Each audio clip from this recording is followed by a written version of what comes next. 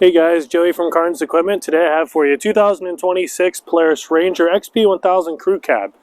This machine's actually a 6-seater, 1000cc dual overhead cam, makes a good bit of horsepower.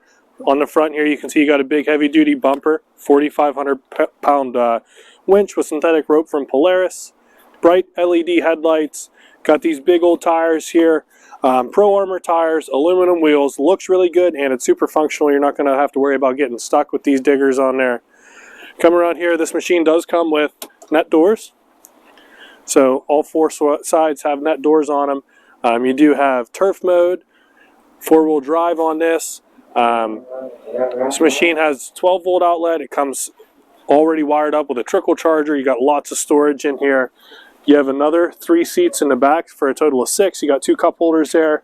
Lots and lots of room, so it doesn't matter if it's the kids or anybody else, they're going to fit back here. You have a fully functioning dump bed.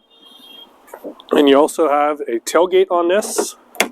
Works just like a pickup truck does. Down there you're going to see a full-size 2-inch hitch receiver, so you can take the hitch right out of your pickup truck, throw it right in this, tow your trailer, anything you need to do. This is a really sharp color as well.